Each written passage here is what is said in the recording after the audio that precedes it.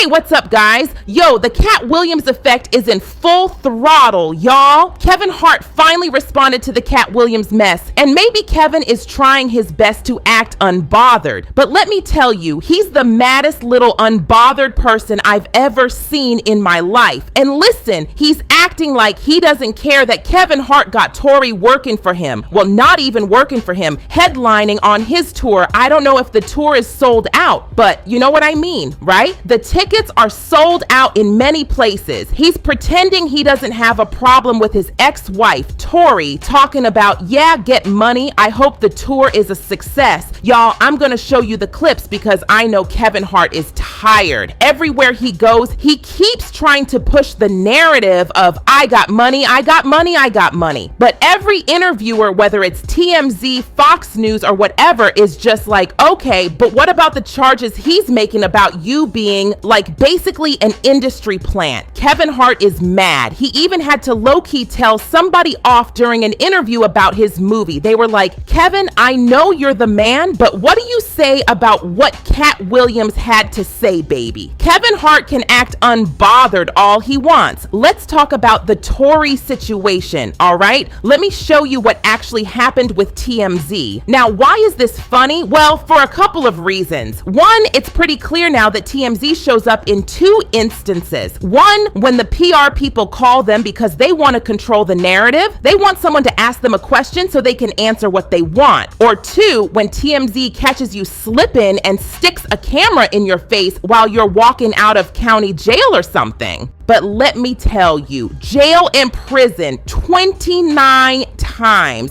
never convicted. It's a whole different story. You know what I mean? Look at Kevin. Just look at him. Tell me he doesn't give off the vibe of the maddest, most unbothered person in the entire universe. Hold on, y'all. Let me roll this tape. I was trying to downplay your accomplishments. Man, let me ask you, what's the secret behind your incredible success? Because let me tell you, my success is my success.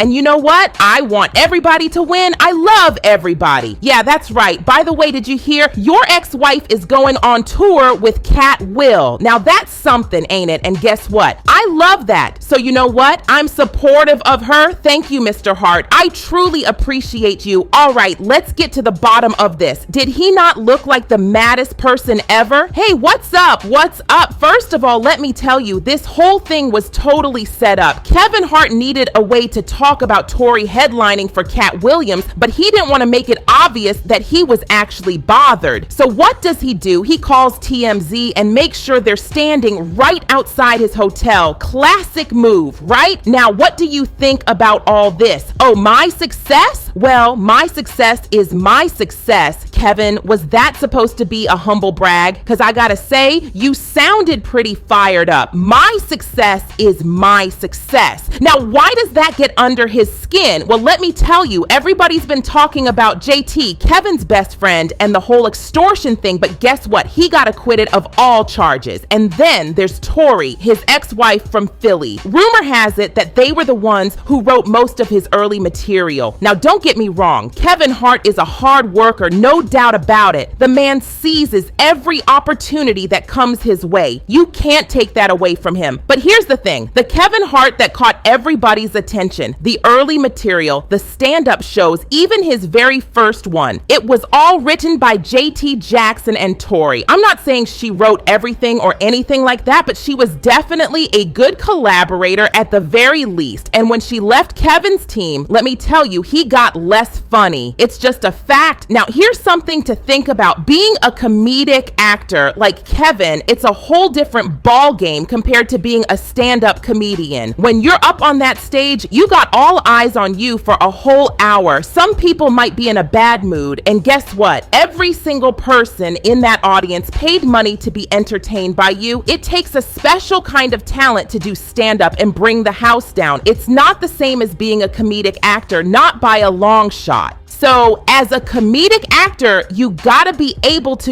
stay in your lines. And even if you do right, it's all about nailing those lines. But hey, if you're not that funny, no worries. You got other actors around you holding you up and making you shine. But let me tell you, as a stand-up comedian, it's a whole different ball game. You're on your own, my friend. No backup, no safety net. It's just you and the mic. And you know what? You can be good at one, but not the other. You can even be great at one, but not so much at the other. Take Katt Williams, for example. He said Kevin Hart doesn't rank when it comes to stand-up. But what's the big deal, right? Why is he so upset? Well, I think it's because Katt said, I only hire people funnier than me. He said, Kevin Hart ain't never been funny. But Tori, the woman that Kevin knows, was responsible for his early success. Katt knows her on his tour, selling out tickets and putting money in his pocket. Now me, I don't care. I want everybody to win. I hope that tour is a success. You hope it too, Kevin? I hope that movie is a success. Speaking of which, check out this little clip of Kevin doing promo for his new movie. But you know what? It seems like Kevin Hart is tired of people always talking about Katt Williams. Watch this real quick. In my opinion, there's nobody on the planet who promotes films the way you do. There's something about your work ethic and the way you promote films, even to a point where you'll tweet out a response like to the Katt Williams situation while promoting your movie, which I thought was a brilliant way to do it. You could have also responded with a Mark Twain link because you're getting the Mark Twain prize here in March.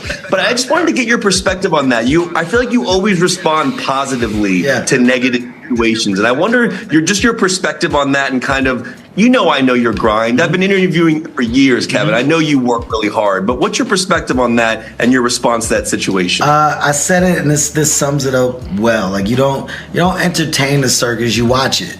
Right? And when a lion comes out and rides the bike, you don't think about it too hard. You just go, okay, that's crazy. The lion's riding a bike. And then you go home and enjoy the rest of your day.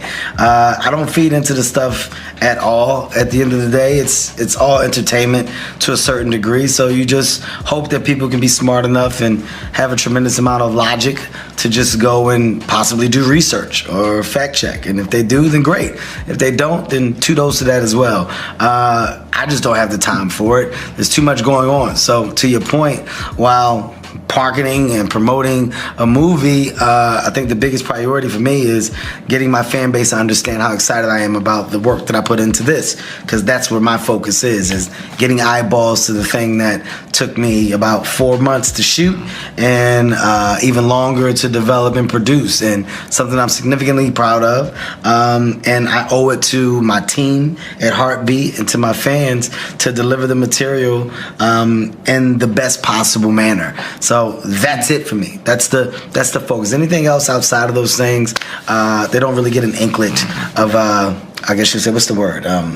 Attention or engagement. Now, in my opinion, there's nobody on the planet who promotes films the way Kevin does. I mean, seriously, his work ethic is on another level. He even tweets out responses to the Katt Williams situation while promoting his movie. Brilliant, right? He could have just responded with a Mark Twain link, because he's getting the Mark Twain prize in March. But I just wanted to get Kevin's perspective on all of this. I mean, I've been interviewing him for years, and I know how hard he works. So, Kevin, what's your take on this? How do you respond to these situations? And let me tell you, Kevin summed it up perfectly. He doesn't entertain the circus, he just watches it. When the lion comes out and rides the bike, he doesn't overthink it. He just goes, okay, that's crazy. The lion's riding the bike. And then he goes home and enjoys the rest of his day. He doesn't feed into the drama at all. Because at the end of the day, it's all entertainment, right? You just hope that people have enough sense to do their own research and fact check. And if they do, great. If they don't, well, that's on them. Because Kevin's got no time for that. He's got too much going on. So when he's promoting a movie, his main focus is getting his fans excited about the hard work he put into it. And he's proud of it, you know? It took him months to shoot, even longer to develop and produce. So that's where his attention goes. Anything else outside of that, nah, it doesn't really get much attention. You feel me? I mean, Kevin must be seething that he can't even promote his own stuff without people wanting to talk about Katt Katt Williams. But hey, Kevin, listen up. You got more money in your bank account. You're the Hollywood favorite. We get it. But in the real world, Katt Williams is the people's champ. And hey, that's not to say anything against Kevin Hart. I mean, he's damn good at what he does. He's a comedic actor and he nails those roles.